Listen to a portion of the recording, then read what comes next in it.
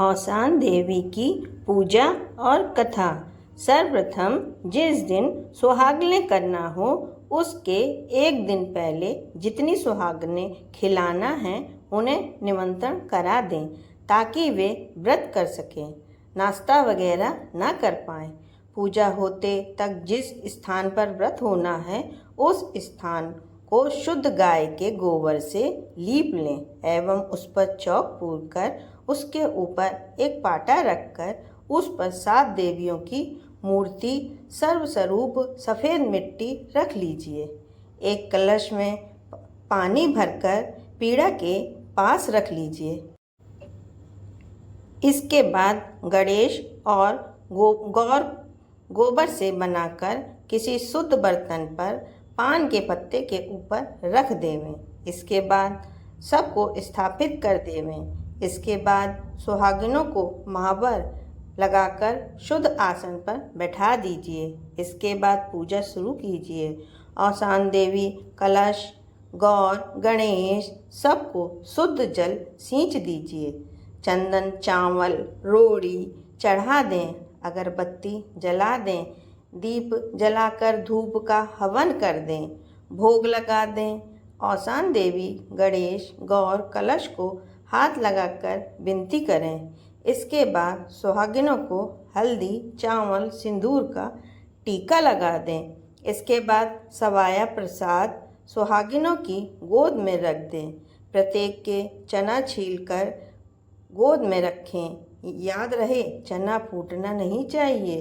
गुड़ चना हाथ में रखें। कथा को समाप्ति कर औसान देवी को चढ़ावें। इसके बाद गोदी में रखा प्रसाद ग्रहण करें। शुद्ध जल से हाथ धो लें। इसके बाद एक एक सुहागिनें बैठे बैठे ही औसान देवी के पास आकर सिंदूर चढ़ाकर गौरी देवी से सुहाग लेवें। एक पान, एक चूड़ी, एक बिंदी ले लेवें। हाथ जोड़कर प्रणाम कर उठ जाएं। जो पूजा करे वह एक पान डंठल वाला सुपारी धन के साथ औसान देवी को चढ़ावें।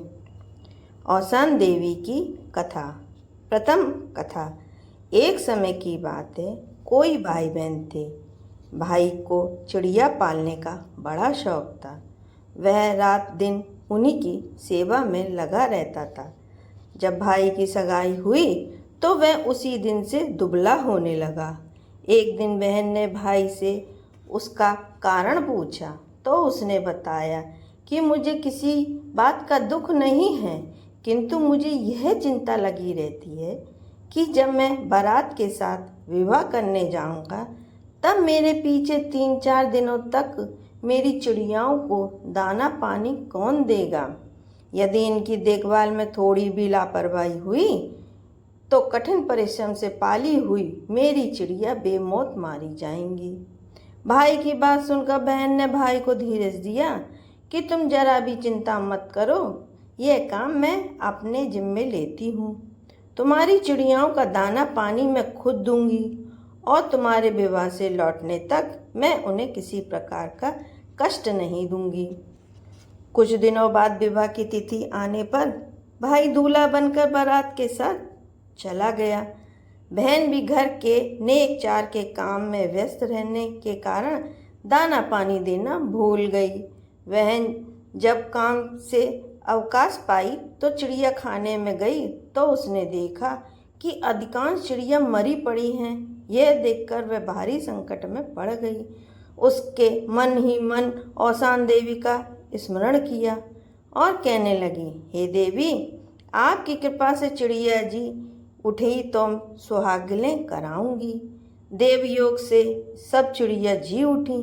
जब बहन ने उन्हें दाना पानी दे बाहर आई और अपने मन में यह विचार कर खड़ी दो गई कि यदि कोई इधर से निकले तो उससे कुछ चने भुनवाऊं।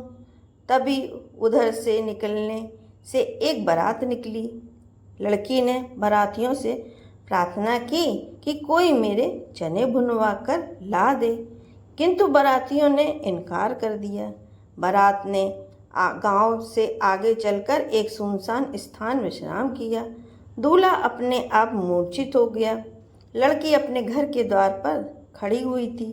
थोड़ी देर बाद उधर से मुर्दे को कंधा पर लिए कुछ लोग जा रहे थे।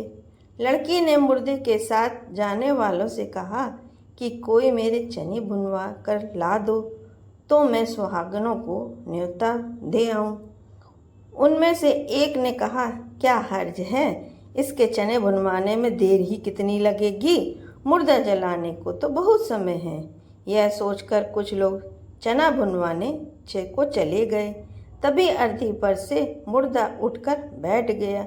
यह देखकर लोगों को बहुत आश्चर्य हुआ और लड़की के पास जाकर श्रद्धा से नमस्कार करके पूछा, बहन, तुमने ये क्या जादू कर दिया कि जिससे मुर्दा जीवित हो गया? लड़की ने उत्तर दिया कि मुझे इसके बारे में क्या मालूम, मेरी हरैया जाने और औसान देवी जाने। मैंने औसान देवी से प्रार्थना की थी कि मेरे भाई की मरी चिड़िया जी उठे तो भुने चने का प्रसाद बांटूंगी, किंतु पूजा के प्रसाद के लिए चने बुनवाने चली थी। तुम लोगों ने करके चने बुनवा कर ला दिए और तुम्हारा मुर्दा जी उठा। यह औसान देवी की माया है। उन लोगों ने भी सुहागनों को न्योता देकर बुलाया। औसान देवी की विधि पूर्वक पूजा की। जिन लोगों को दूल्हा बेहोश हो गया था वे भी लौटकर उसी जगह आए और उन्होंने लड़की से पूछा कि तुमने हमारे दूल्हे को क्या कर दिया जो अपने आप बेहोश हो गया? लड़की ने कहा, मैं क्या जानूं, औसान देवी जाने। उनकी पूजा के लिए चने भुनाकर लाने वालों का मुर्दा जी उठा और तुमने इनकार किया तो तुम्हारा दूल्हा बेहोश हो गया, तो इसमें मैं क्या करूं? उन लोगों ने लड़की से कहा कि हम औसान देवी की पूजा की विधि बता दो, हम लोग भी उनकी पूजा करेंगे। लड़की ने उन्हें पूजा की विधि बता दी। पूजा का संकल्प करते ही दूल्हा स्वस्थ हो गया। बारात जनवासे की ओर चल पड़ी। साकुशल विवाह हो गया। इन लोगों ने घर पहुंचकर सास सुहागिनों को न्योता किया और आंचल भरकर औसान देवी की श्रद्धापूर्वक पूजा की। इधर जब लड़की का भाई विवाह करके लौटा तो लड़की की माता ने औसान देवी की पूजा की, तभी से प्रचलन हो गया। औसान देवी की दूसरी कथा। भारत में क्षत्रिय कुल के राजा थे। उनका नाम विक्रम था। उनकी एक लड़की थी। जब वह लड़की 12 वर्ष की हुई तो राजा ने उसके विवाह की सोची। दूसरे राज्य के राजा ने यहाँ एक पुत्र था। वह राजा विक्रम को अपनी लड़की के लिए योग्य लगा। राजा का दूत संदेशा लेकर गया और विवाह तय कर दिया।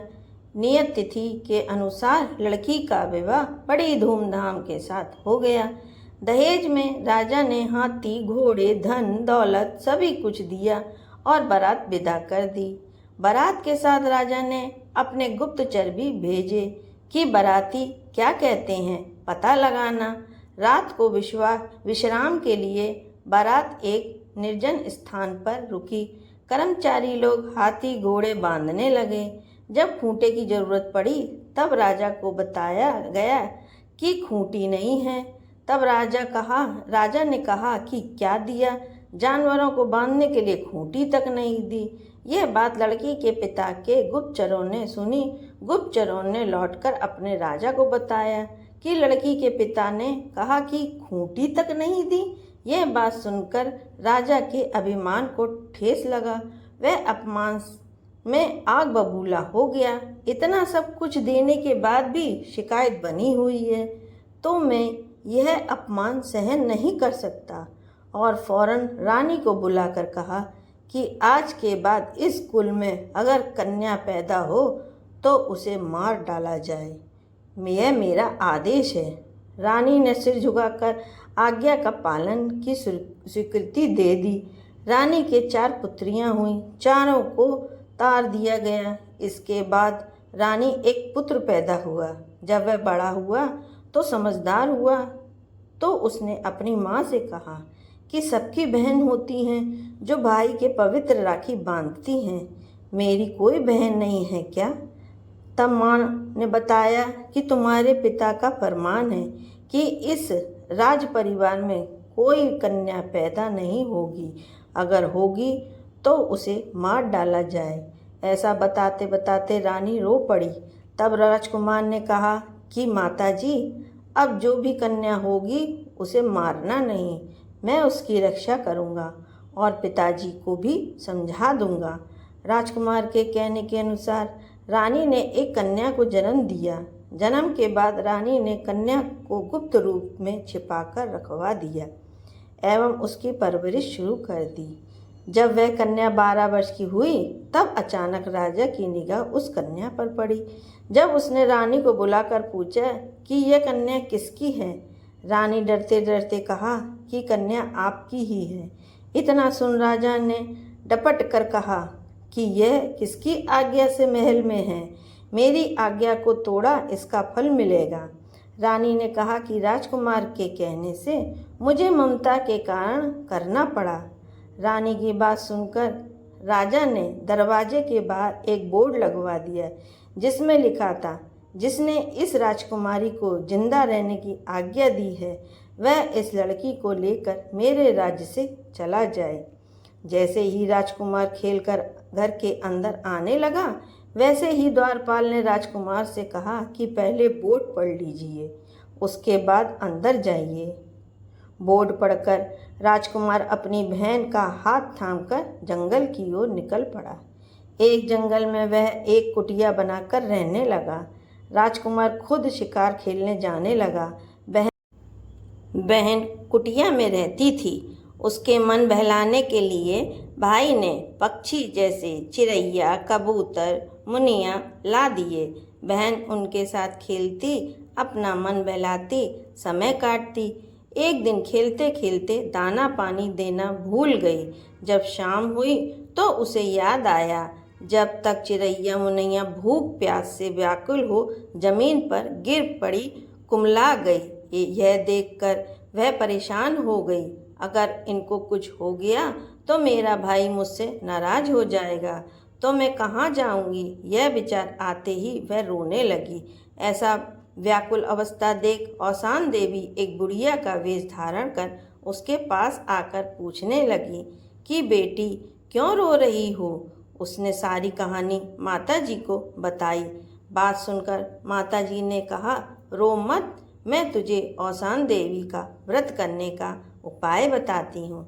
इस व्रत के करने से सारा दुख दूर हो जाएगा। माता ने कहा, विधि इस प्रकार है, 1.25 रुपया सवाई ही करते हैं। 7 सुहागिनों को न्योता देते हैं। उन्हें सवाया गुड़ चना मिठाई देकर औसान देवी का नाम लेकर खिलाते हैं। ऐसा संकल्प करते ही उसकी चिड़ैया मुनैया ठीक हो गई।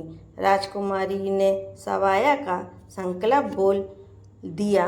बोलते ही उसकी चिड़ैया मुनैया ठीक हो गई। यह अचंबा देखकर राजकुमारी तुरंत 1.25 पैसा लेकर सड़क पर खड़ी हो गई कि कोई निकले तो मैं उससे चना गुड़ मिठाई मंगा लूँ।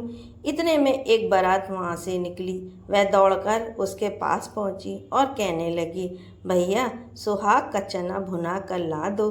बाराती उसे पगली समझकर उसकी बात अनसुनी कर आगे बढ़ गए। ये कहते ही जब तक शादी का मुहूर्त निकल जाएगा, इतने में कुछ लोग दिखे जो मुर्दा को शमशान ले जा रहे थे। राजकुमारी उनके पास पहुंची और बोली, मेरा सुहाग का चना भुना दो, मुझे सुहागलें जिमाना है। उन्होंने सोचा कि थोड़ी दूर जाकर मुर्दे को रोकना ही है, क्यों ना पड़ाव डाल दें, जब तक जल्दी से चना भुना कर ले आऊँ। वह पैसा लेकर चना भुनाने चला गया। जो ही चना फूटने लगा त्यों ही मुर्दा जिंदा हो गया। सभी आश्चर्यचकित हो गए और बोलने लगे, हे देवी, तुमने क्या जलवा दिखाया कि मुर्दा जिंदा हो गया। जब राजकुमारी बोली, मैं कुछ नहीं जानती, यह औसान देवी की कृपा है। उन्हीं ने सुहागने के लिए चना भुनवाने भेजी थी। उनकी महिमा थी। उनका जो काम आपने किया, इसी कारण मुर्दा जिंदा हो गया। इसमें मेरा कोई जलवा नहीं है। आगे कुछ बाराती भला बुरा कहने लगे कि द्वार चार से ही दूल्हा बेहोश होकर गिर पड़ा।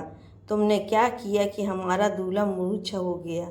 इनसे विधि पूछो कि क्या किया जाए। जब राजकुमारी ने कहा कि औसान देवी हैं, सुहागनों का व्रत है, तुम भी सवाया की 7 सुहागिनें बोल दो तो तुम्हारा दूल्हा सचेत हो जाएगा। जैसे ही उन्होंने सवाया का संकल्प लिया वैसे ही दूल्हा ठीक हो गया।